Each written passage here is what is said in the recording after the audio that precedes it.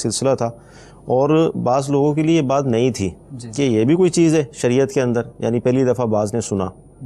تو اب جیسے وضو ٹوٹنے کے حوالے سے آپ نے ارشاد فرمایا، تو کیا جو موضوع پہ مسح کیا جاتا ہے وہ بھی ٹوٹتا ہے کیا؟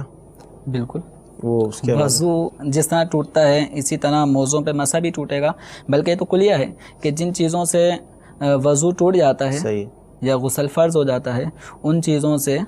یہ مسح بھی ٹوٹ جائے گا جو موضوع پر کیا ہوتا ہے۔ البتہ ان کے علاوہ مزید کچھ صورتیں اور ہیں کہ جن سے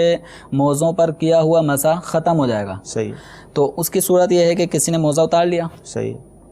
یا اس کے موزے میں پانی چلا گیا، صحیح، اور اچھا خاصا اس کا پاؤں گیلا ہو گیا، تو موزوں میں مسح اس لیے تھا کہ پاؤں کو تری سے بچایا جائے، اور وہ پاؤں ہی پورا گیلا ہو چکا ہے، پانی اس قدر موزے میں چلا گیا، یا یہ موزے پہن کے پانی میں چلا، صحیح، جیسے بارشوں کے پانی میں چل پڑا، اب موزے کے اندر پانی سارا چلا گیا تو مسح ٹوٹ گیا۔ اسی طریقے سے مسح کی میعاد پوری ہو جائے، صحیح،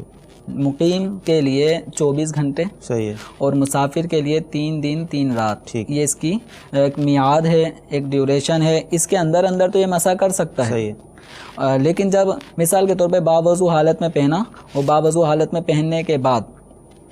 اب اس کا جب پہلی مرتبہ وضو ٹوٹے گا تو مسح کی جو میعاد ہے، مدت ہے، وہ شروع ہو جائے گی۔ مقیم کے لیے 24 گھنٹے اور مسافر کے لیے 3 دن 3 رات یعنی 72 گھنٹے یہ اس کا ٹائم ہوگا۔ اب مسافر یہ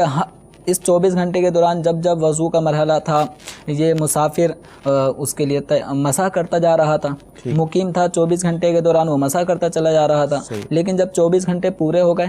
اگرچہ باوضو ہے صحیح، لیکن 24 گھنٹے جب پورے ہو گئے مقیم کے لیے، صحیح، یہ باوضو ہے مسافر، اور 72 گھنٹے پورے ہو چکے ہیں، مسح کی مدت پوری ہو چکی ہے، تو اس کا جو مسح تھا وہ ٹوٹ گیا۔ اب اس کو نئے سرے سے وضو کرنے کا حکم نہیں ہے، صحیح، یہ اپنے پاؤں سے موزے جدا کرے اور اپنے پاؤں ٹخنوں سمیت دونوں دھو لے تو یہ دوبارہ سے باوضو ہو گیا، اب پھر موزے چڑھا لے۔ صحیح، اب جب پہلی مرتبہ وضو ٹوٹے گا تو مقیم کے لیے 24 گھنٹے کا ٹائم، پھر دوبارہ اس کو مسح کرنے کی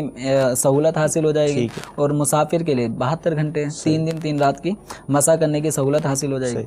اچھا، اس میں موضوع کے حوالے سے کوئی موسم تو خاص نہیں ہے کہ سردی میں ہی پہننے، عموماً موزے سردی میں پہنے جاتے ہیں، اب یہ ہے کہ دنوں میں بھی کوئی اگر پہننا چاہے، گرمی ہو، سخت گرمی پڑ رہی ہو، صحیح، اس حالت میں بھی اگر کسی نے موزے پہنے، وہ موزے جو ان کی شرائط ہیں اس کی ان شرائط کے مطابق موزے پہنے تو وہ پاؤں دھونے کے بجائے وہ مسح کر سکتا ہے۔ ٹھیک ہے، تو جیسے یوں ممکن ہے جیسے کسی کے پاؤں میں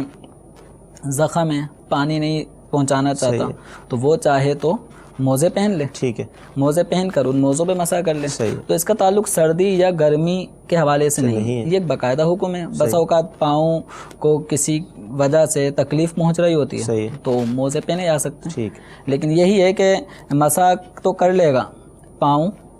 لیکن ایک دفعہ پاؤں تو دھونے پڑیں گے تبھی مسح کرے گا۔ اب جس کے پاؤں میں زخم ہے اس کے لیے تھوڑی سی آزمائش کی صورت بن جائے گی، کیونکہ پاؤں دھوئے بغیر موزے پہن کے اس میں مسح نہیں کیا جا سکتا، پہلے دھونا ہے، اس کے بعد میں پھر مسح کی صورت بن سکتی ہے موزے پہننے پہ۔